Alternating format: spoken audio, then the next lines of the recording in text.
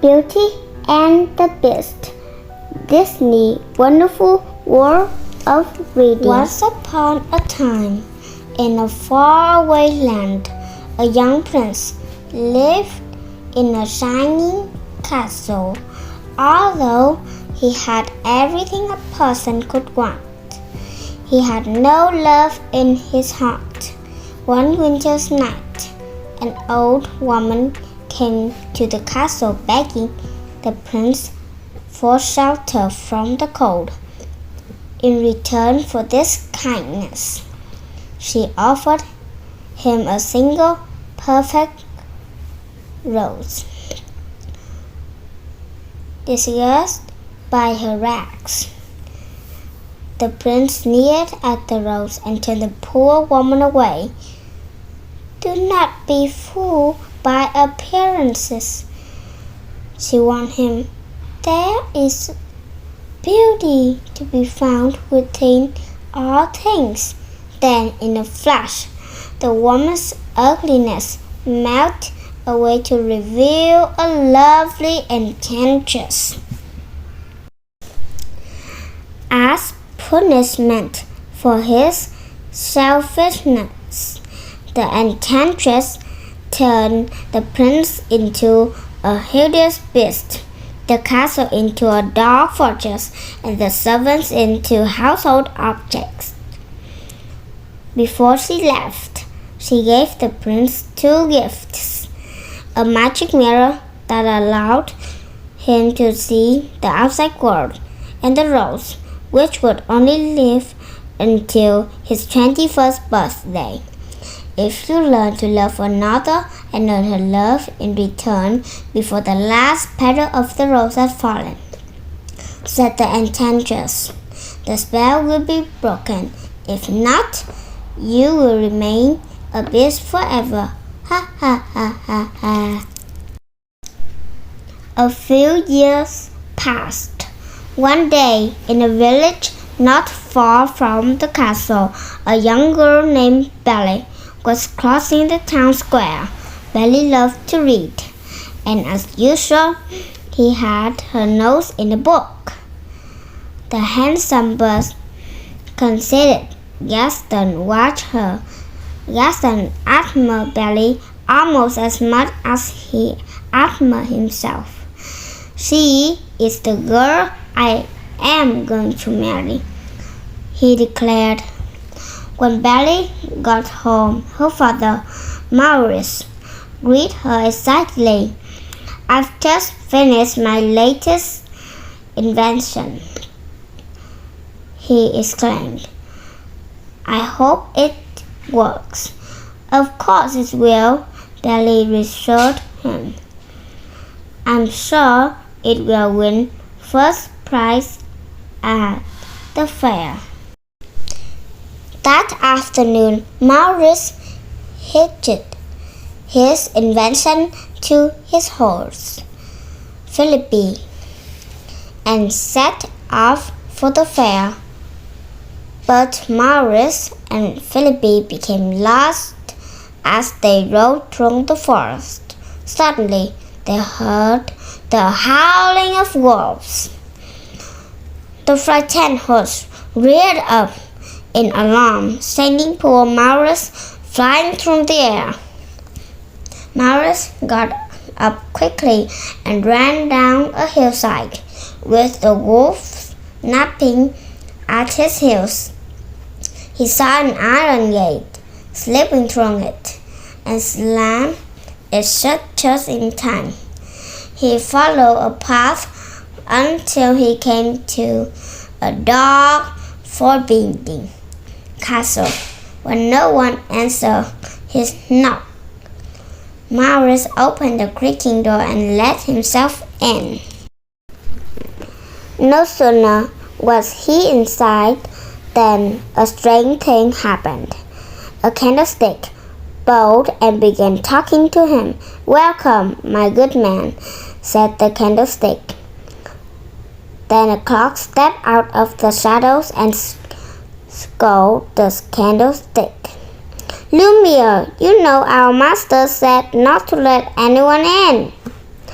Oh, but now that he's here, Cogsworth, said Miss Potts, a talking teapot, we must be kind to the old gentleman.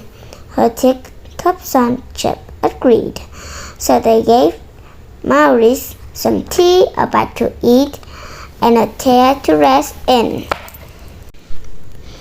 Suddenly, a dreadful beast burst into the room. "A stranger!" he roared. "What are you doing here?" I just need a place to stay," said Maurice timidly. "I'll give you a place to stay," shouted the beast. Then he scooped Maurice up in his hairy paws and carried him off to the dungeon.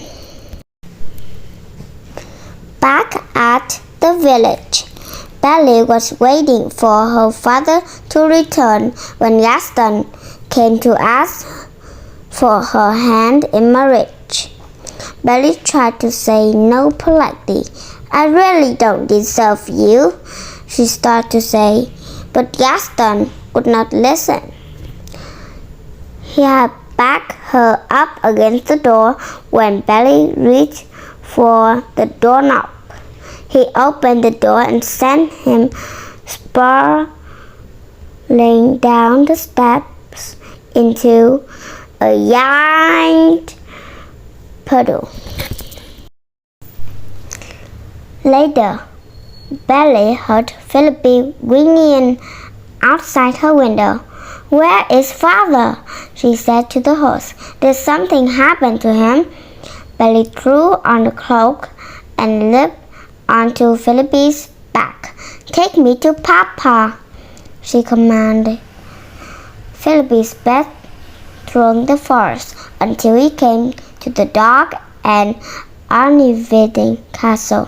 Belle saw her father's hat lying just inside the gate. She tied Philippi to a post and followed the path up to the castle. "Papa, are you here?" cried Belle. She slowly pushed open the door of the castle and stepped inside.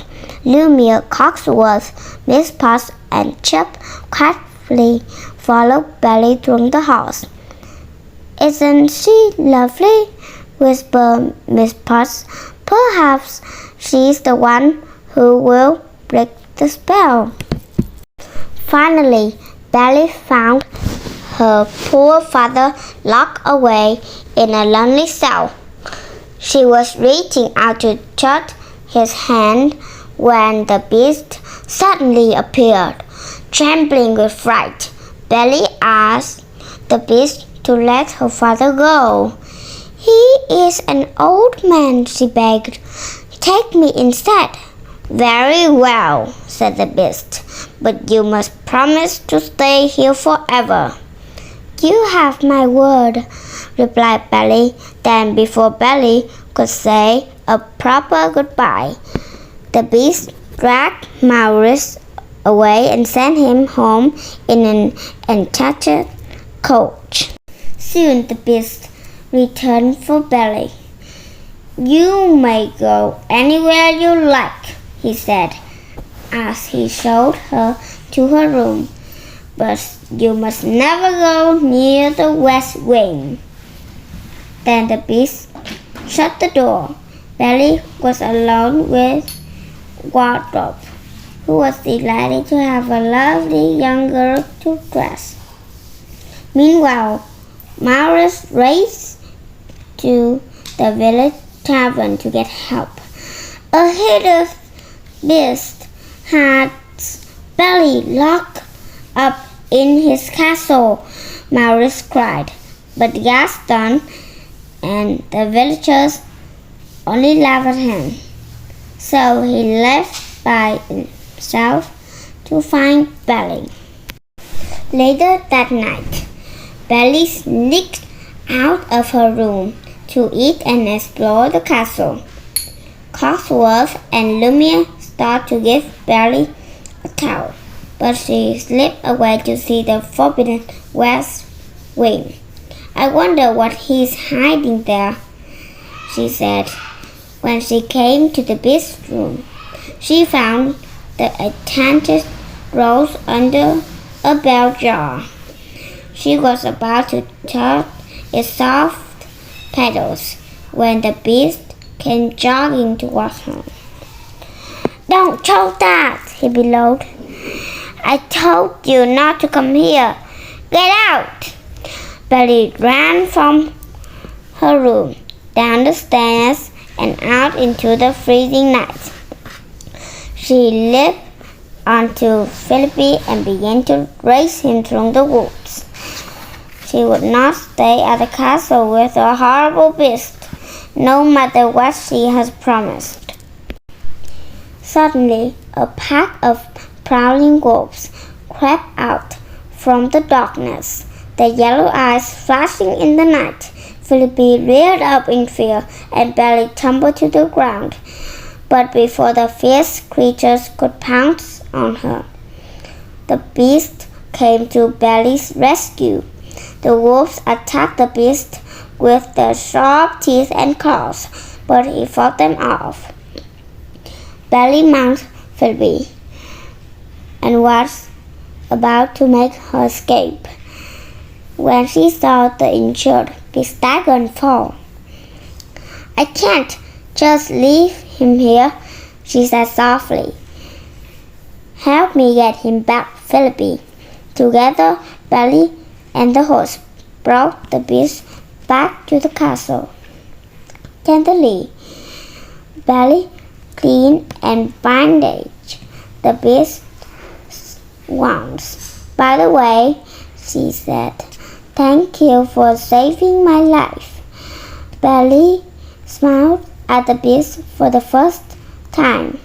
Shyly, he smiled back. In the days that followed, the beast took Belly for walks in the garden, and he showed her his library. In return, Belly began to teach him how to behave like a gentleman. Slowly, Belly and the beast were becoming friends. One night after dinner, the beast bashfully led Belly to the ballroom. It wasn't long before they were waltzing gracefully across the dance floor. "Are you happy here?" the beast asked. "Yes," said Belly. "If only I could see Papa." "There is a way," said the beast, handing her the magic mirror. Belly gasped at the sight of her father, sick and lost in the forest. "You must go to him," said the beast sadly. "Take the mirror with you." Belly found her father, and with the help of Philippi, she got him home to bed. Soon Maurice was well again. Not long after, a strange man came to their door. Gaston and the villagers were with him. "Gaston tells me that Maurice has been raving about a beast," the man told Belly. "I have come to take your father away to the asylum." "Never," replied Belly. "I will prove to you that my father is not crazy." She held up the magic mirror so that everyone could see the beast. The villagers cried out in fright when they saw the beast in the mirror. "That beast is dangerous," Gaston shouted.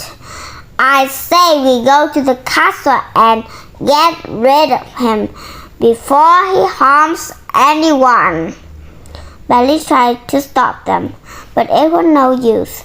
Soon the angry crowd was storming in the beast's castle.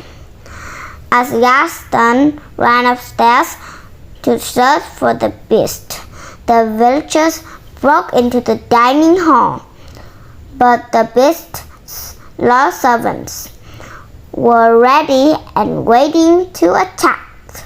The villagers were no match for the pitchers, clocks, footstools, and brushes. Soon they turned and fled from the castle in defeat. Meanwhile, Gaston had found the Beast and chased him onto the roof. "Get up and fight!" Gaston taunted. But ever since Belly has left the castle, the Beast has lost interest in living. He didn't want to fight. Gaston raised his club, ready to kill the Beast. "No!" Belly cried from below. She raced upstairs. At the sight of her, the Beast's spirit returned and he blocked the club's blow. The Beast grabbed Gaston by the neck, but he could no longer find it in his heart to hurt everyone. He released Gaston unharmed.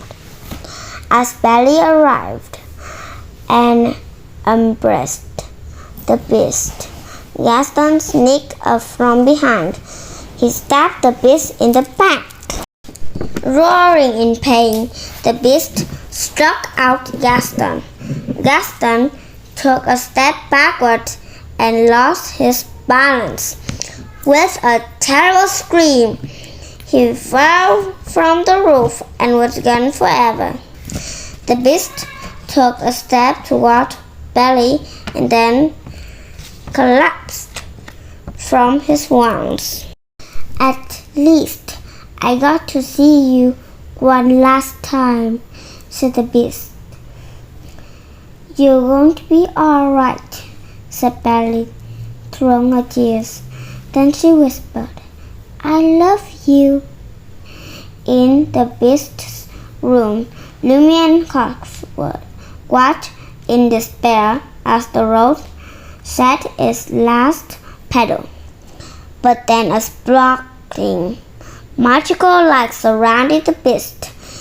His paws became hands and feet, and the rest of his body was restored to its former handsomeness.